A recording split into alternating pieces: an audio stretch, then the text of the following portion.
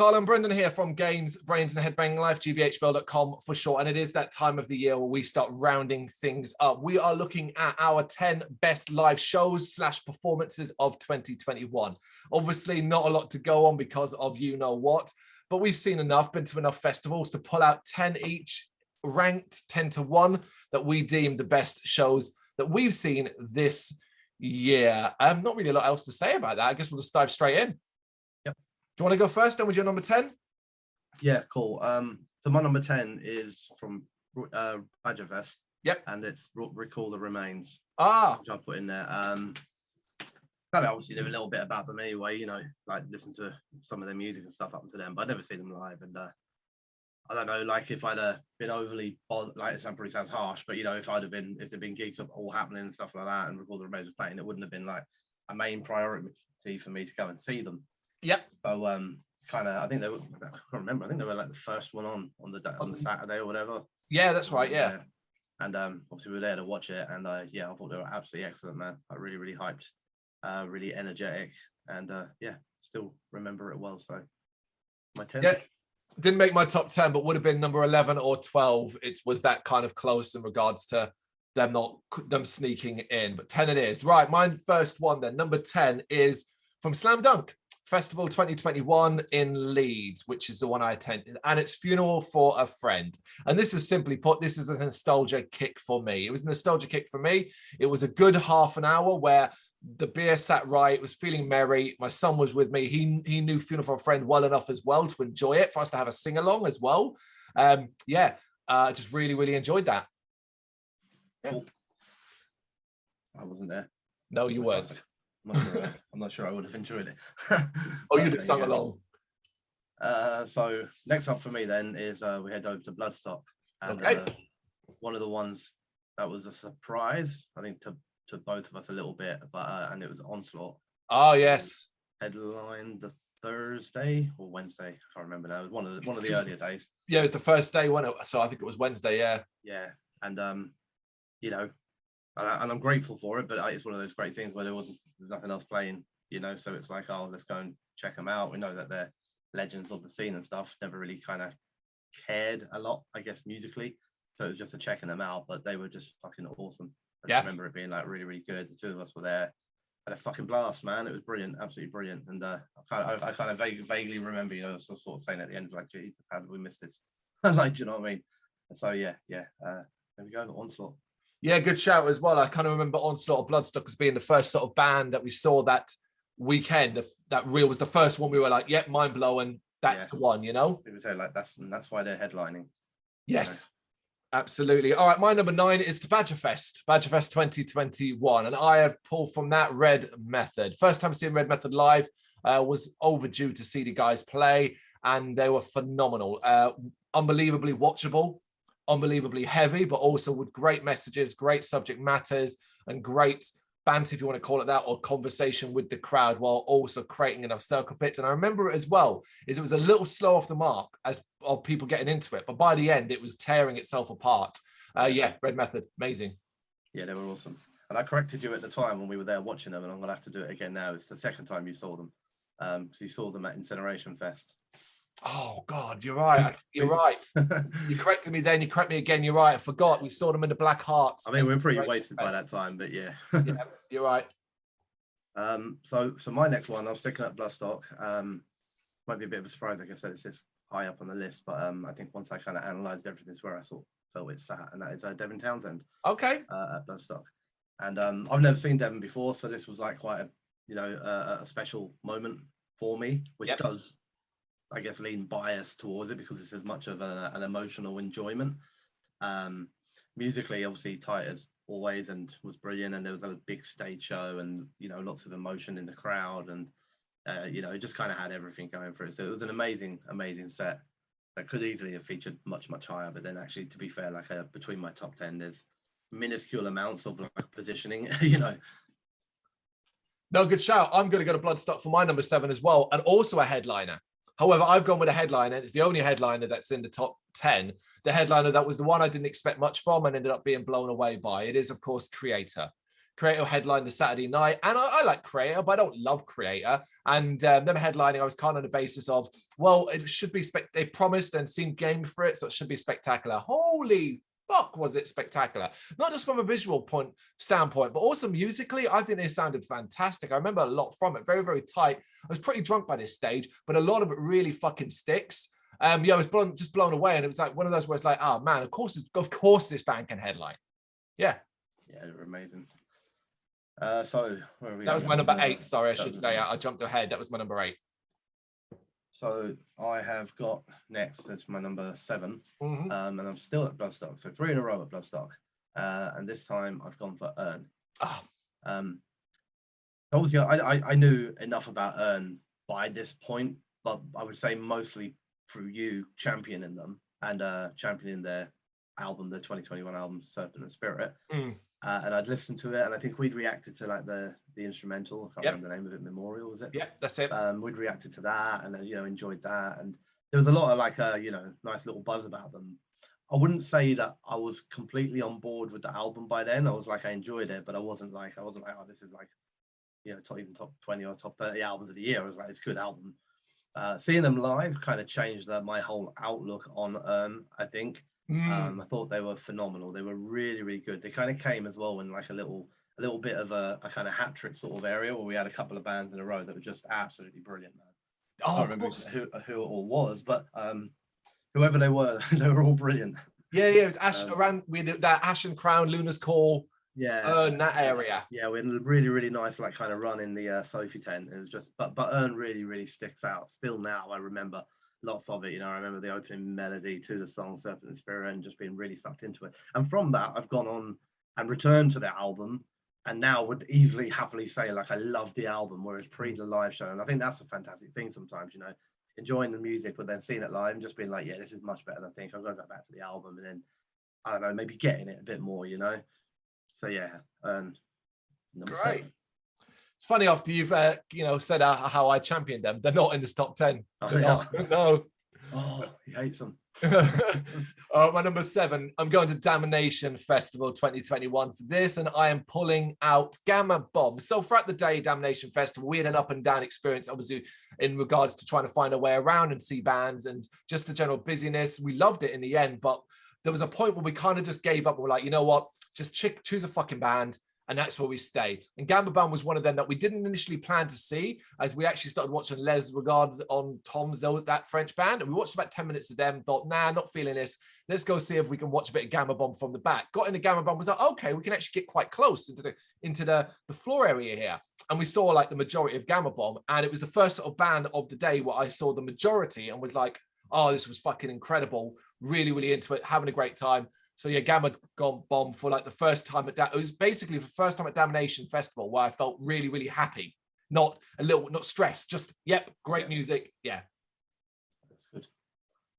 Okay, so 6th for me. This is one that you've already had.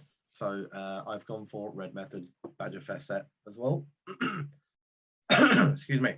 Yeah, it's very memorable, man. Like it was really, really good. I don't know. It's what I like them as a band. There's a lot about them that I like. I really do. I've seen them twice, and I kind of have very few memories of the Incineration Fest set. Really, I do. Yeah, I remember that we were at the back, and I remember it was quite round, and it's quite a small stage, and it was the same kind of at Badger Fest. It's this small stage, and there's quite a few members, but also there's a lot happening on stage. There's a lot of movement, a lot of. I remember. I think one of my memory that will stick with me for fucking years will be the dude on keys just smashing that keyboard around like literally all over the place, man. It looked like it was held together by bits of gaffer tape, but he was just having it, and I love it. I really, really like the band, man. There's so much energy. Their music is great, but it's just they're watchable. They're a real live band for me. I like them on record, I really do, but I think live is where Red Method kind of come into their own, actually. Good shout. I prefer them live, weirdly enough, over their records. I'm not to say that I don't like their records. I just, I listen to their records. I think that's awesome. I watch them live and I think, no, that's amazing. Oh yeah, it's incredible. Yeah, we both have it in our top 10, so it was quite impactful. Yeah. Okay, number 5 for me. Sorry, no, number 6. I keep jumping ahead. Number 6, going to Slam Dunk again. Last one for Slam Dunk Festival 2021 in Leeds. So there's this band out there called Static Dress. Lots and lots of people love them. Lots of people are insanely in love with them. Enough so that there's a video on our YouTube channel where I didn't say complimentary things about a track. And it's probably the most, well, back when you could see dislike counters.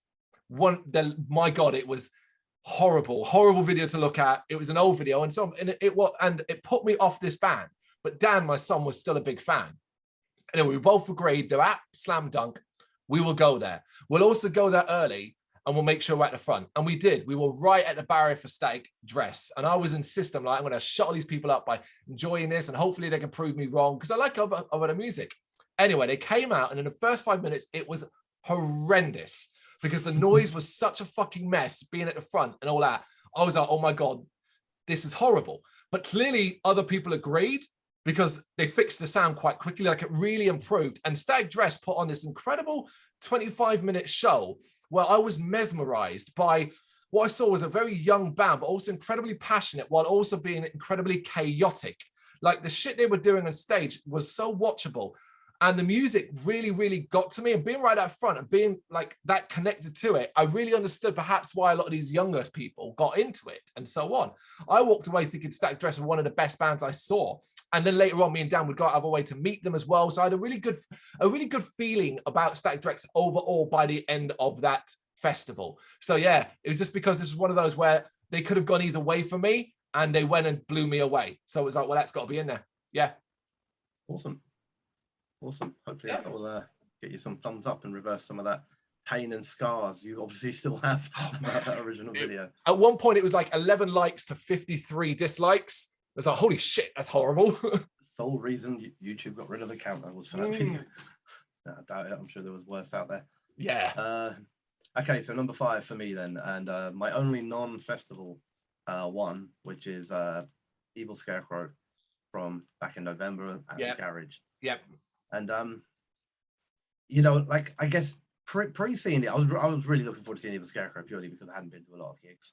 None of us had, you know, and like actual gigs, like, you know, outside of festivals and that.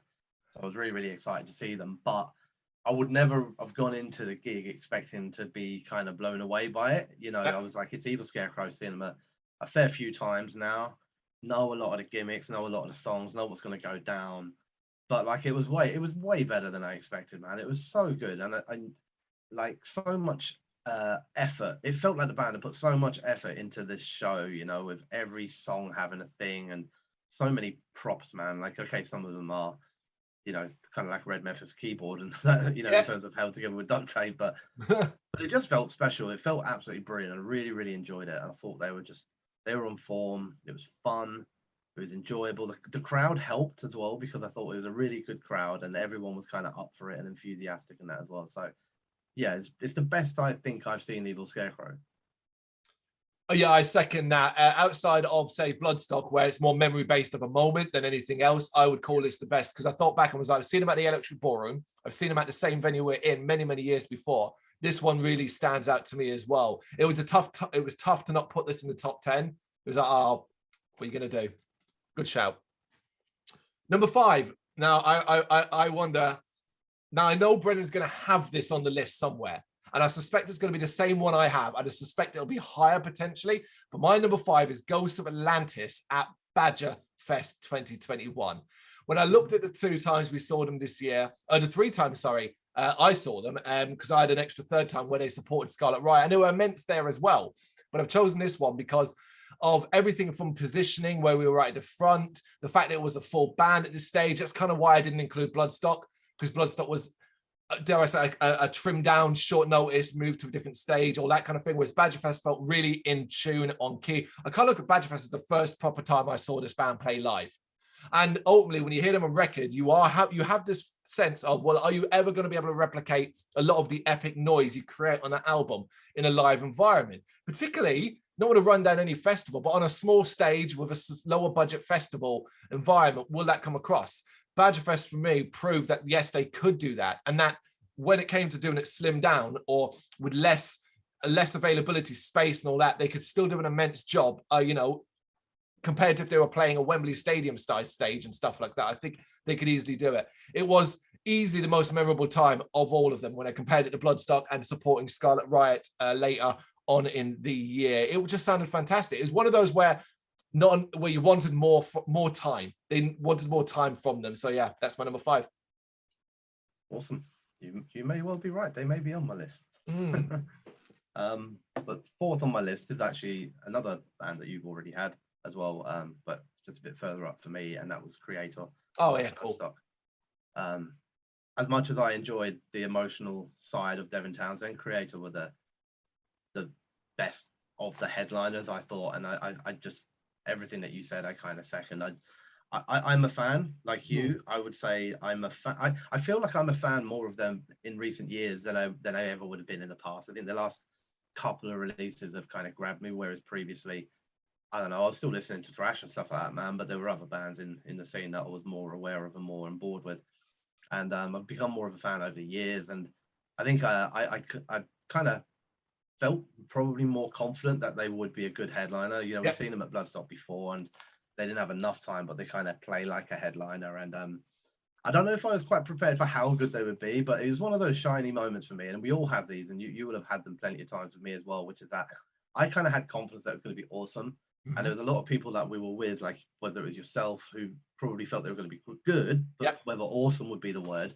And other people like, you know, Nick and that, who didn't even really know who they were. And even my missus and that, who were like, oh, you know, let's see what it's like. Everybody come out of that like, just like, oh shit, that was fucking brilliant. They absolutely deserve the slot and deserve to never not be a headliner again at that sort of size festival anyway. So you have that kind of feeling of pride a little bit. Do you know what I mean? I come out of that feeling like, oh, thank God. Like, firstly, thank you for not fucking letting me down. Because I don't want to deal with the rest of the festival of everyone going, oh, Brendan, you said they'd be awesome, and they were shit. You know. But it was just nice little special moments, you know. I although it didn't really add much to the song because I didn't really know the song that well. But Danny Filth being on stage of course with them was kind of cool. Like I said, I don't really know the original of the song, so I don't know whether that made any difference to the song whatsoever. The flag wearing, the fire, the flames, everything that they did, I just thought they were absolutely brilliant. They said they were going to bring it when they got given the headliner slot, you know, and it was cool to see them back that up. Yeah, you were very justified in the end. I remember that. Number 4, Back to Damnation Festival for me, and it was the band of the weekend that I saw, the day, should I say, that it was a day festival, and it was Memoriam, a band based off the whole thing that I said earlier on with the other one with Gamma Bomb. We were just like, who should we see? We're here, Memoriam about to start. Let's stay and see this, you know, and blown away, absolutely blown away by how brilliant it was. It was one of those super fucking brilliant ones where the band were kicking ass on stage, but having an absolute blast as well. And that translated into a crowd that got steadily smaller and smaller because they were going to be eating into Carcass's time. So people started to leave to go get the place at Carcass. So by the time they ended, it was like half full.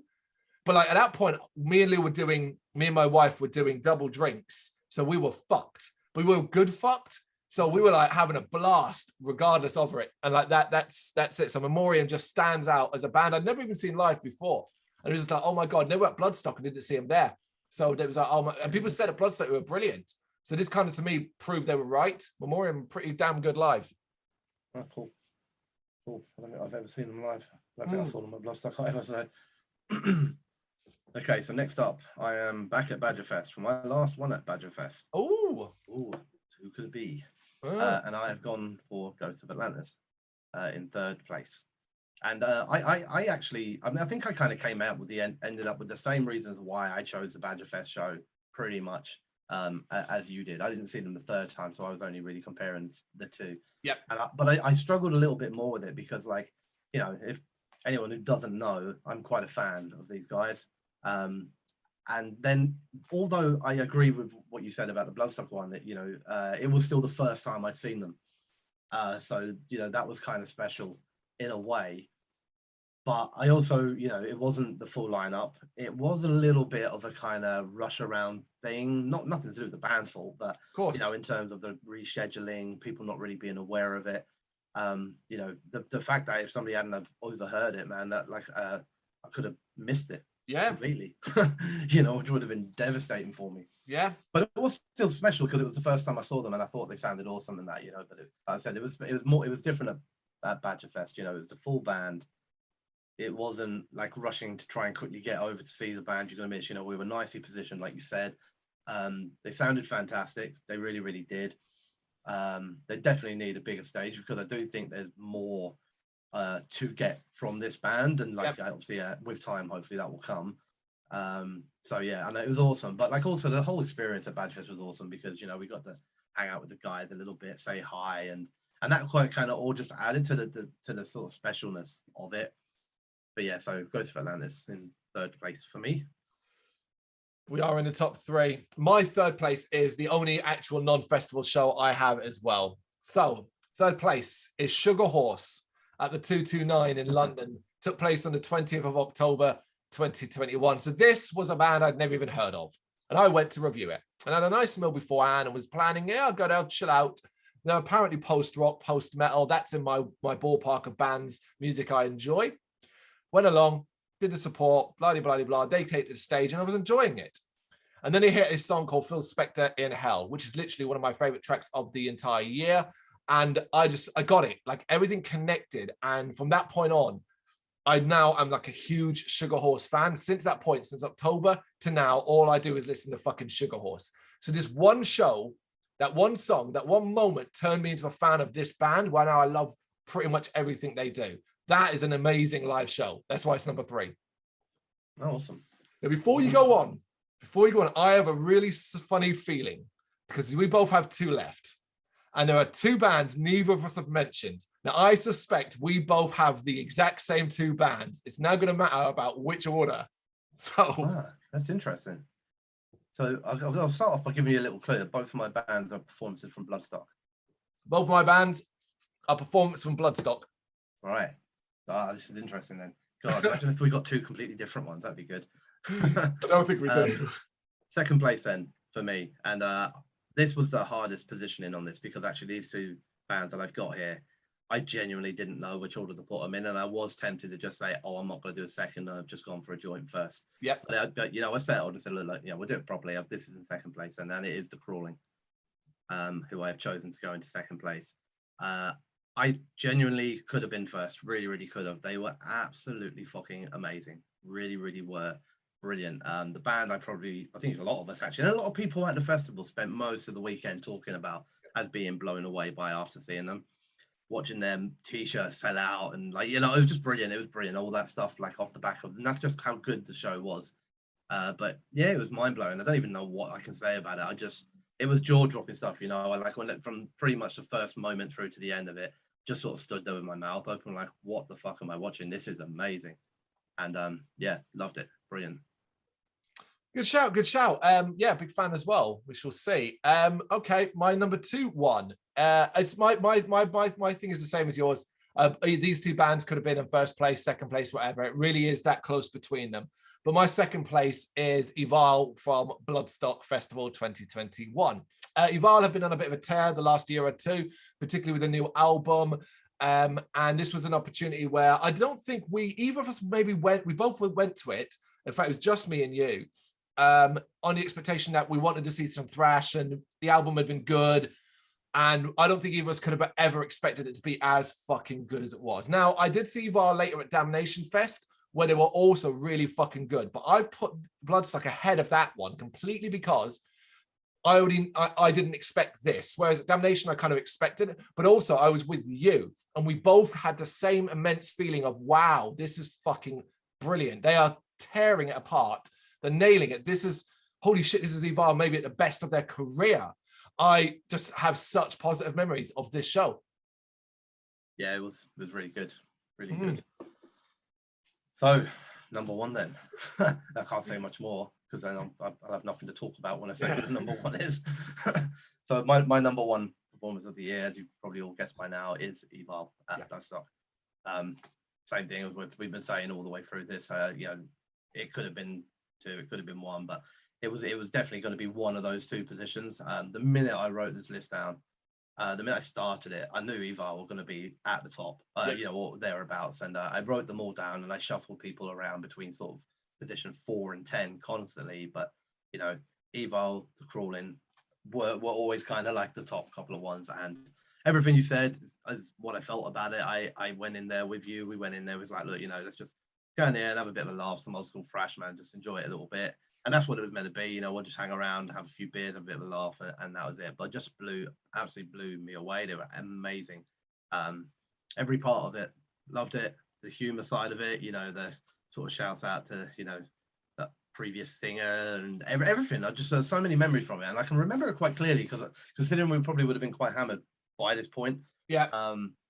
But yeah, like it's also special, like you kind of suggested as well. It is because it's the two of us, and it's like the two kind of metalheads in the family as such, and like we kind of gone in there to check it out, and then we both kind of caught the same wavelength and came out there absolutely buzzing, and then just spent ages talking about it afterwards. So, and that also makes it like nice and special as well. So yeah, Evil for me, best performance of the year.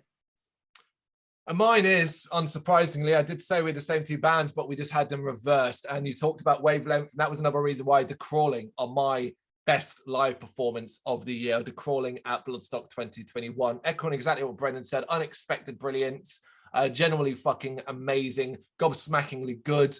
Really, really just like, wow, how have I never seen this band before? Like before in their own environment and things like that. And just one of those bands that it felt like afterwards or during the festival, as well as you said, everyone was talking about. We spoke to other artists, other people around the weekend, and they were like, oh, did you see The Crawling and stuff like that? And it was like everyone was kind of buzzing about it. They were immense. It was so tight, so between them and Evil, it could have been either or. But for me, The Crawling is the one that I walked out and went, yep, that's the best live show of 2021. Yeah. Amazing. There we go. Yeah. It's been we ended up with the same top two. Yeah. Orders, but yeah. Well, festival-wise, we did get to see plenty of good bands, thankfully, over the year. Effectively, even though I didn't go to many live shows, because you know what, I did end up at 4 festivals. Yeah, it's not bad. Not a bad return for a year. There you go. What do you think? Do you agree with our list? What about your top 10? What was the best band you saw this year? Let us know in the comments. Thank you very much for watching. You can check us out on gbhbl.com, as well as on Facebook, Instagram, Twitter, and Tumblr. Go to Patreon to help us out over there. That's patreon.com/gbhbl, as well as Big Cartel, where you can find some of our merchandise. We have a podcast running on SoundCloud and Apple Podcasts. And of course, if you like this video, do us a favor, hit the subscribe button and help the channel grow. Games, horror, and heavy metal. What else is life for?